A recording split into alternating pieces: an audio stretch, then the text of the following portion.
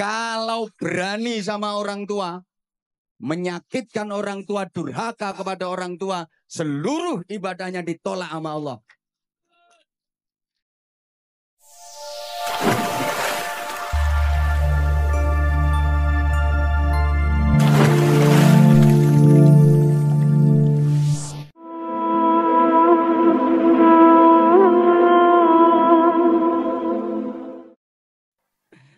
Allahumma sholli ala Muhammad. Bu, ada 3 golongan manusia yang ibadahnya sebagus apapun nggak akan diterima oleh Allah. Doanya sebaik apapun, sekhusyuk apapun, nggak akan dikabulkan Allah. Bahkan di akhirat nggak bisa menerima syafaat Rasulullah. Rungokno toh. Walaupun ibadahnya bagus, sholatnya top, bukan cuma yang wajib, sholat sunnah dikerjakan semua. Sujud luar biasa. Sekali nyosop batuk mentol telu. Jadi nyosop 2 kali batuk mentol 6. Selesai sholat gak rupa-rupa rai.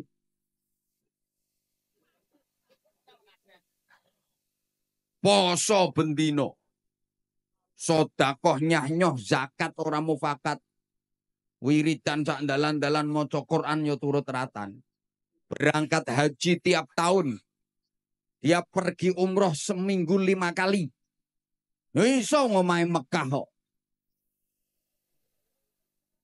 Kan ngomai Mekah.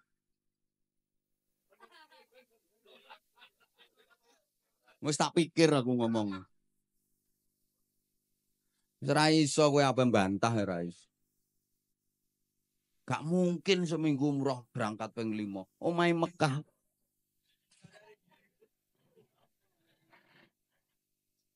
Kalau masuk 3 golongan manusia ini, percuma. Gak akan diterima Allah. 1. Aqul walidain. Anak yang durhaka kepada kedua orang tua. Naudzubillah.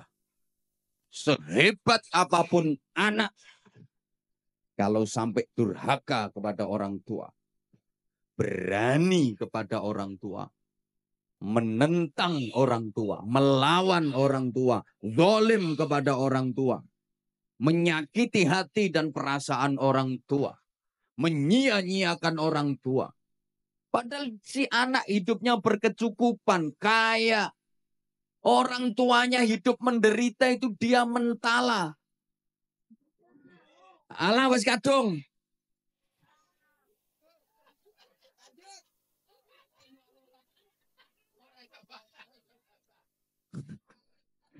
Sing ceramah aku apa sampean? Lah iya.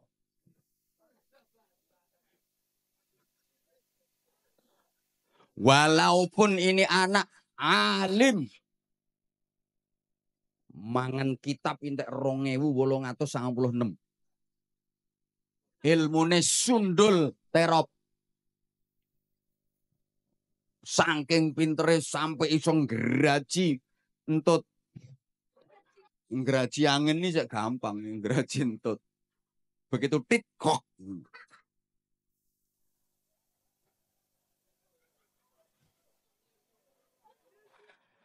Kalau berani sama orang tua, menyakitkan orang tua, durhaka kepada orang tua, seluruh ibadahnya ditolak sama Allah. Doanya nggak akan dikabulkan oleh Allah. Bahkan di akhirat dia nggak bisa menerima syafaat Rasulullah. Walaupun secara lahiriah orang tuanya seakan-akan bersalah. Karena dalam hubungan anak dengan orang tua, itu undang-undangnya cuma ada 2 pasal. Pasal 1, orang tua tidak pernah bersalah. Pasal 2, apabila orang tua melakukan kesalahan, kembali ke pasal 1. Ya gak mumet memang pasalnya cuma 2 kok. Jadi hubungan anak kepada orang tua itu pasalnya cuma 2 undang-undangnya. Pasal 1, orang tua tidak pernah bersalah. Pasal 2, apabila orang tua melakukan kesalahan, kembali ke pasal 1. Sehingga kalau sampai terjadi anak ribut sama orang tua, anak gegeran sama orang tua, demi Allah diapa-apa no sing salah anaknya. Ono sing mau mikir ketara gak rukun kae.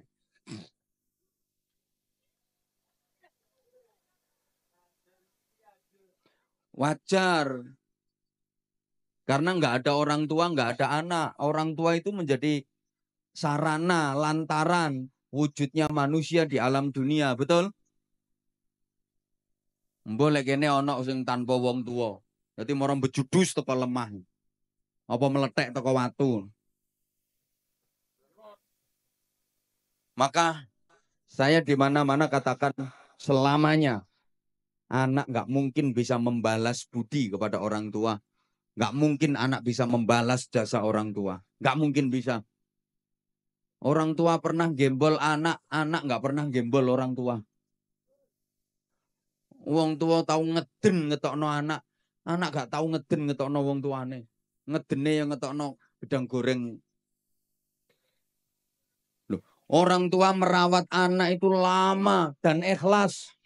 Gak ada yang berharap imbalan. Nah, aku ngerumat kowe sampai 20 tahun. Saiki kon wis dadi tentara. Ayo hitungan sedina aku njaluk upah 50.000. Gak ada. Lah anak kalau merawat orang tua itu ya cuma sebentar, itu pun pamrih. Sulit ikhlas. Kadang orang tuanya sakit itu. Anak 5 iso geger sak dulur. Sing ngramut ya sampean. Oh sampean bagiannya paling akeh kok. Biasanya ngono kuwi lambe-lambe kudungan.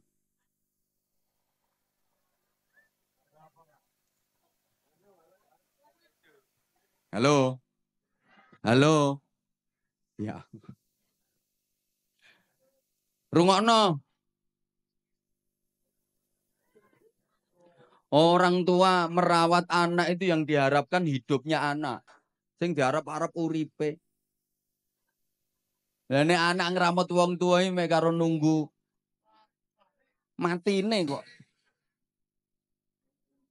Sorry ya. Orang tua itu mau gantiin sakitnya anak. Kalau anak nggak mau gantiin sakitnya orang tua.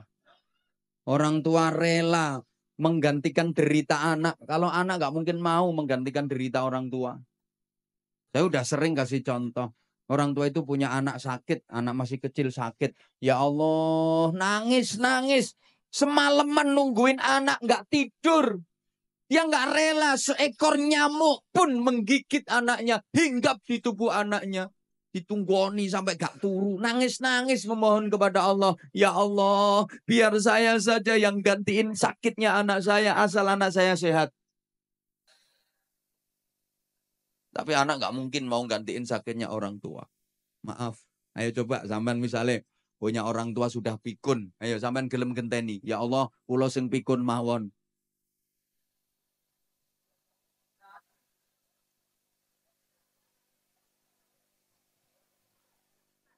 Orang tua tuh punya anak pilek, hidung tersumbat.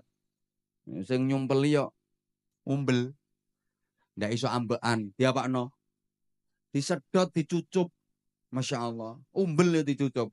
Ayo Bu misalnya bapak sampean umbelnya meler. Mriki Pak kula dilatane Pak.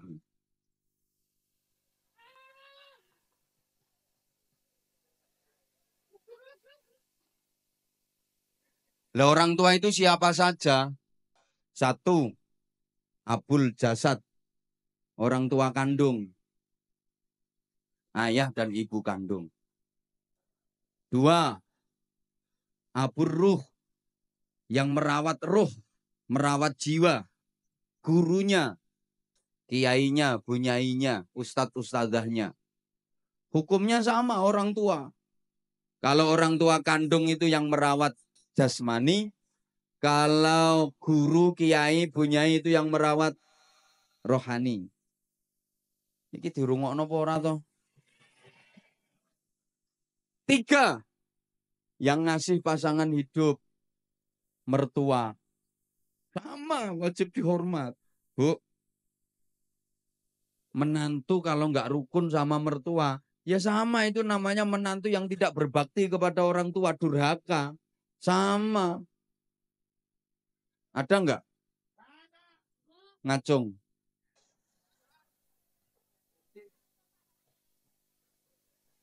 Sing akeh mantu gak rukun karo maratuwa, iki mantu wedok. Kenapa? Mohon maaf. Penting ini. Perempuan itu cenderung serakah.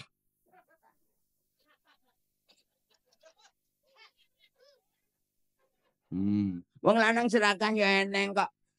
Yang mbek kiai wani nyentak apa maneh mbek bojone. Mohon maaf. Banyak istri yang tidak merelakan suaminya untuk berbakti kepada orang tua. Banyak suami yang tidak menyadari posisi. Sorry ya. Istri sama suami itu beda. Karena istri perempuan, suami laki-laki. Nah, iya beda. Istri itu haknya suami. Kalau suami bukan haknya istri, haknya orang tua. Rungokno. Suami itu haknya orang tua. Artinya suami harus lebih memprioritaskan orang tuanya, mementingkan orang tuanya daripada istrinya. Ya sama-sama penting. Istrinya penting, orang tuanya penting. Tapi perbandingannya lebih dipentingkan orang tuanya daripada istrinya. Ini kalau suami. Beda dengan istri. Istri haknya suami, bukan haknya orang tua. Karena waktu nikah sama orang tuanya sudah diserahkan total kepada suami. Maka istri harus lebih memprioritaskan suaminya daripada orang tuanya. Kalau suami harus lebih mementingkan orang tuanya daripada istrinya. Lah ini yang suka nggak diterima oleh para istri. Suami mau berbakti kepada orang tuanya, dihalang-halangi oleh istrinya. Kadang suami mau ngasih duit ke ibunya. Ini si istri ngamuk-ngamuk. Diselidiki. Mbok kei pira makmu mau? Mbok kei pira? Makmu mau mbok kei pira? Ya. Ya kekno kabeh kono. Kekno kabeh. Nah ngusungi rono kabeh. Gawa nang gone makmu kabeh kono. Wes, klambimu nang digorono pisan, bantalmu sak sarung ngusungi rono. Engko bengi nang kelon karo makmu kono.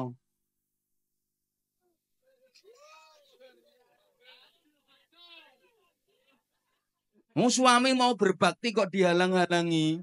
Bu, bu, ibu harus sadar, bagi suami, orang tua itu prioritas daripada istri.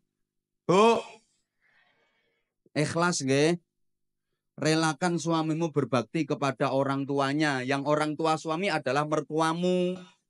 Maka istri solehah, calon-calon bidadari surga, itu adalah perempuan-perempuan yang mengikhlaskan, merelakan suaminya berbakti kepada orang tuanya. Suaminya lebih mementingkan orang tuanya daripada dirinya sendiri. Itu perempuan-perempuan solehah, calon-calon bidadari surga. Nggih Bu nggih? Nggih Bu nggih? Jadi misalnya, Bu, suami ibu punya duit 10 juta. Nah, ibu sebagai istri dikasih 3 juta, yang 7 juta dikasihkan ibunya suami. Ikhlas nggih?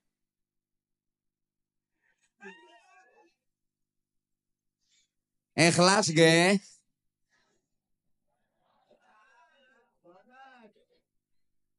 Ikhlas mboten? Mulane angel mlebu swargamu ya ngono.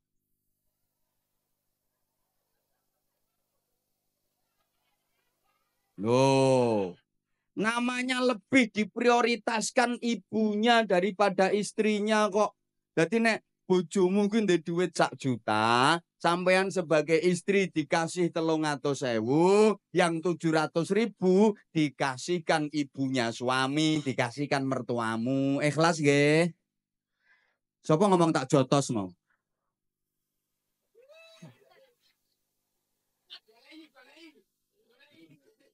Tak jotos der. Kuwi istri apa petinju kok? Tak jotos der. Kalau ibu ikhlas, nah itu gampang masuk surga. Itu istri solehah dan calon-calon ratu bidadari surga. Halo, rungokno.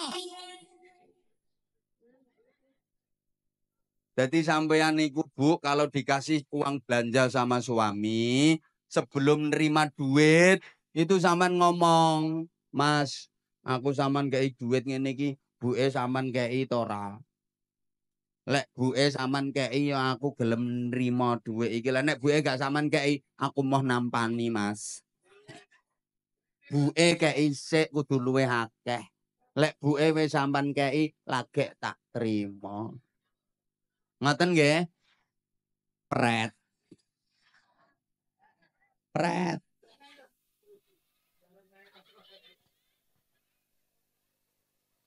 Jadi misalnya ibu dibeliin gelang sama suami. Sebelum diterima tuh gelang, ngomong. Ya, aku sama tukono gelang ini iki. Ibu sama tukono ora. Lek ibu sama tukono ya aku gelem. Lah nek ibu gak sama tukono, aku mau nganggo ya. Gak gelang-gelangan rapopo. Penting ibu timbang aku. Ibu sing ngeramut sampean, sengsara, rekoso mulai cilik gedekno sampean. Sorone ra karuan. Aku petuk sampean wis siap pakai.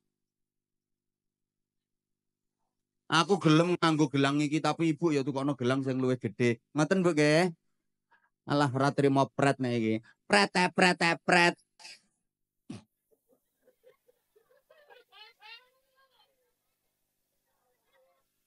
Ibu, ibu. Jadi misalnya ibu mau diajak berangkat umroh sama suami. Ibu harus ngomong, ya aku kata dijak umroh, ibu zaman jak taga. Lek ambek ibu aku ya gelem melu ya. Lah nek ibu gak zaman jak, aku yang mau. Podo-podone duwe zaman pas-pasan.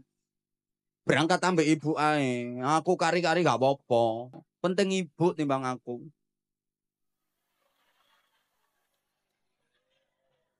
Bapak, sampean sebagai suami, Pak, kalau punya istri yang karakternya seperti itu, betul-betul lelaki beruntung di dunia ini.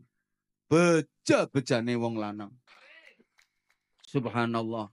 Itu istri solihah yang memuliakan suami dunia akhirat. Betul, Pak.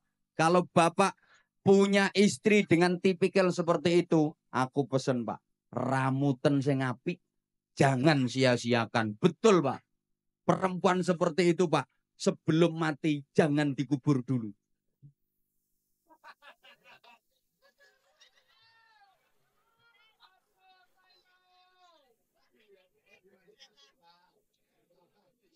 Soalnya langka.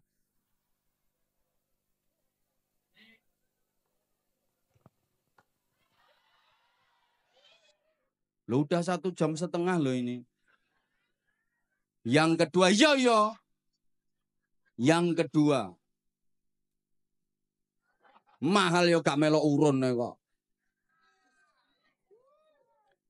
Yang ibadahnya pasti ditolak. Doanya nggak mungkin diijabah.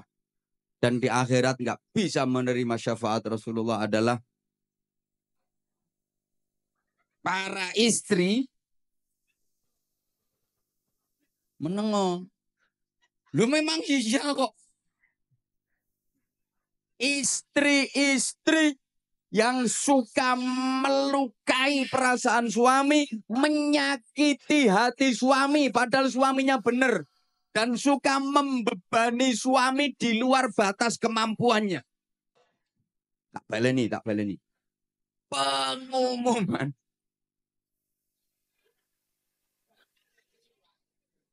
Ibadah sebaik apapun gak akan diterima Allah. Doa sekhusyuk apapun gak akan diijabah Allah. Dan di akhirat gak bisa menerima syafaat Rasulullah.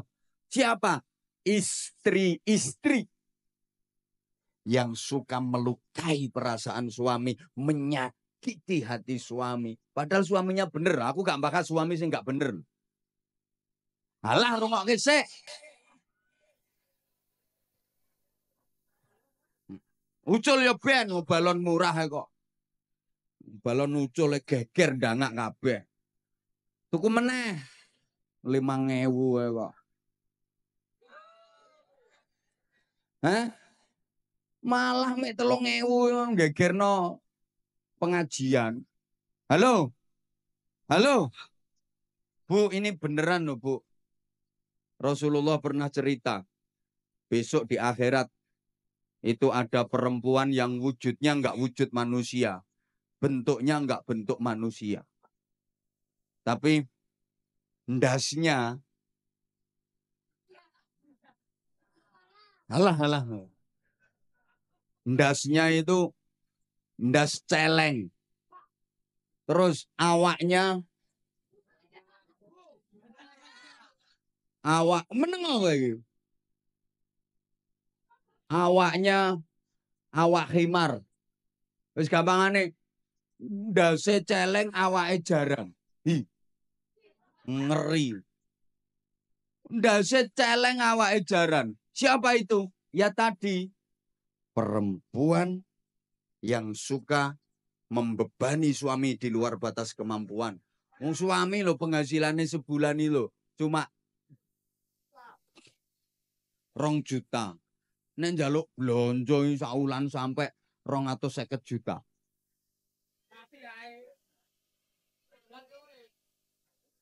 Misalnya perempuan yang suka melukai perasaan suami dan menyakiti hati suami. Maka seperti itu akibatnya. Ibadahmu gak akan diterima Allah. Tiwas dawir lambemu lah. Dikir macam-macam percuma. Doa gak diijabah. Di akhirat gak bisa mendapat syafaat Rasulullah. Nah, sekarang ganti. Para suami. Ya harus fair dong. Ya kok wong wedok ae. Para suami laki-laki rungono yang suka melukai perasaan istrinya, menyakiti hati istrinya, maka akibatnya aku durung tahu krungu keterangannya.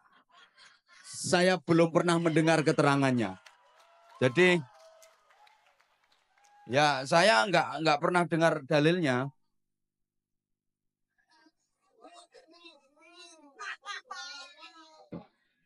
Lah nanti kalau saya sampaikan yo malah keliru kabeh wong. Saya nggak pernah denger kok.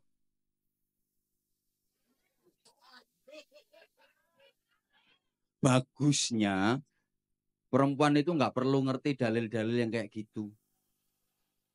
Marake ngelama, ngelunjak, ingkrah-ingkrah ndase wong lanang. Wong istri itu lo nggak ngerti dalil nih lo, suami so kalah. Apalagi ngerti dalil, malah nyenyek wong lanang. Memang istri itu nggak usah ngerti dalil-dalil kayak gitu, bahaya. Wong nggak ngerti dalil sing lanang kalah kok, pemane ngerti dalil. Mulane bro, sing urung rapi ya. Besok nek rapi golek wong itu sing goblok-goblok kae. Gampang dihapusi. Nek pinter-pintere gak iso ngendhalekno nyonyor wae.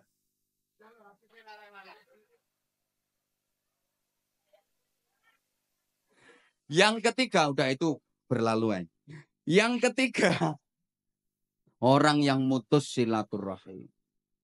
Itu yang ibadahnya nggak akan diterima oleh Allah. Doanya nggak diijabah sama Allah. Di akhirat nggak bisa mendapatkan syafaat Rasulullah. Maka itu perlu kita hindari 3 hal tadi. Allahumma sholli ala Muhammad. Nah, selanjutnya jamaah rahimakumullah perlu perbaikan diri. Peningkatan kualitas ibadah. Baik yang vertikal, hablum minallah. ibadah ritual maupun yang horizontal, hablum minan nas, ibadah sosial. Halo, halo, dilanjut teman mboten? Oke, tak imbui. Ya, ini ibarat kerja itu lembur berarti. Tambahan durasi ya. Gini, ya, hidup ini harus selalu ada peningkatan dan perbaikan. Slogane hari ini harus lebih baik daripada kemarin. Dan esok harus lebih baik daripada hari ini. Dalam menjalani hidup, pantang bagi kita untuk berprinsip, aku masih seperti yang dulu. Aku begini, engkau begitu. Itu sama saja. Kalau orang Jawa bilang, sami mawon. Nek diteruske bokonge Mbak Mi dintup. Harus ada dinamika ke arah hidup yang lebih baik. Ibu bapak, jamaah rahimakumullah, pembangunan musola ini harus disertai dengan pembangunan manusianya. Iya, kita berharap mudah-mudahan musola masjid-masjid yang ada itu benar-benar bisa menjadi laboratorium rohani. Pembangunan mental spiritual. Negara kita itu punya jargon di lagu kebangsaan Indonesia Raya itu. Bangunlah, bangunlah. Ayo tobu. Pertama bangunlah. Jiwanya dulu baru bangunlah. Untuk Indonesia. Bangunlah jiwanya. Pembangunan jiwa itu menjadi sangat penting.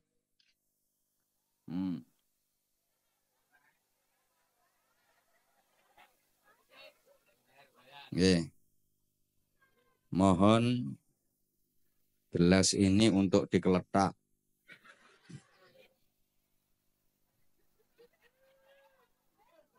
Untuk pembangunan sorban. Oke. Iya. Nah itu juga termasuk bagian dari perbaikan. Oke, Bu, nggih? Bu, saya yakin semuanya bawa duit. Kalau nggak bawa duit nggak apa-apa kok, kalung dilepas, gelang dipelorot nggak apa-apa, nanti biar dijual sama panitia. Ini pasti semuanya bawa duit. Saya nggak percaya kalau nggak bawa duit. Ono yang 100.000, ada yang 50.000, 20.000, 10.000, 5.000, 2.000, 1.000. Nanti kira-kira yang disedekahkan berapa?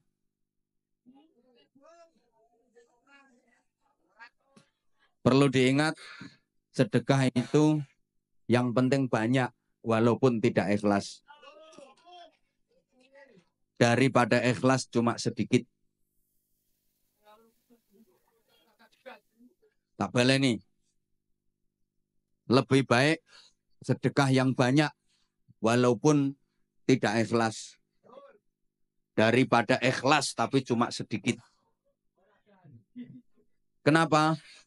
Saya berani bilang, lebih baik sedekah banyak, walaupun tidak ikhlas. Loh iya, daripada ikhlas tapi sedekahnya cuma sedikit.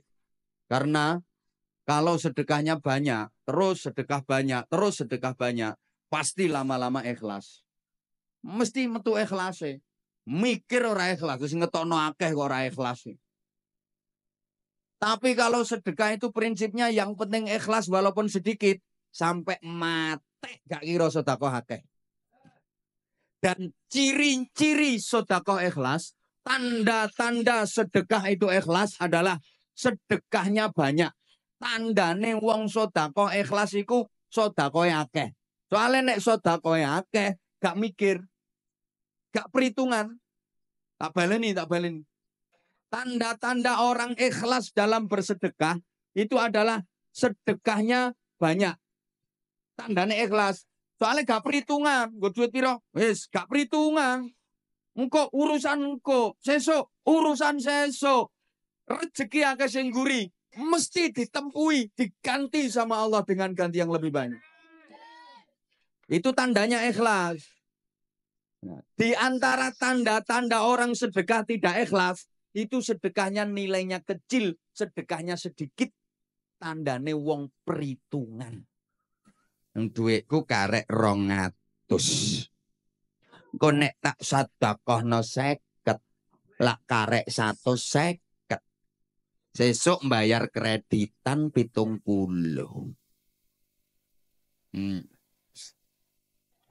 Anakku sangune rungokno. Nang ngaji gak butuh sangu anakmu. Halo. Halo. Maka wong niku nek sedekahe kulino sithik iku tandane gak ikhlas. Ayo bantau. Sedikit banyak itu bukan jumlah dan nominal, tapi prosentase dan pembanding. Ukuran sedikitnya yang ngeleset di bawah sama yang duduk metingkring di atas panggung jelas beda. Jelas beda. Mungkin lek kanggo sampean 500.000 wis akeh. Tapi lek kanggo sing nang dhuwur panggung sithik 500.000 kuwi. Makanya saya bilang bukan jumlah, tapi prosentase dan pembanding ukurannya.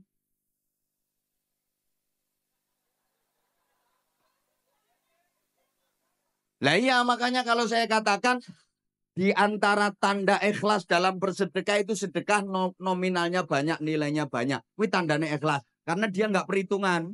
Tandane wong sedekah gak ikhlas itu sedekahnya sedikit karena dia perhitungan. Halo? Orang yang beramal di dunia tanpa perhitungan, besok di akhirat Allah yo gak perhitungan, langsung dimasukkan surga sama Allah. Itu namanya masuk surga tanpa hisab. Tanpa hisab itu tanpa perhitungan. Siapa yang dimasukkan surga tanpa hisab? Tanpa perhitungan. Ya orang-orang yang waktu di dunia amalnya tanpa perhitungan. Malaikat yang meriksa itu langsung didawuhi sama Allah, kasih instruksi. Malaikat, itu orang waktu di dunia amal tanpa perhitungan. Udah sekarang langsung masukkan surga tanpa diperhitungkan amalnya. Coba tung orang Bojonegoro kok. Langsung ke surga.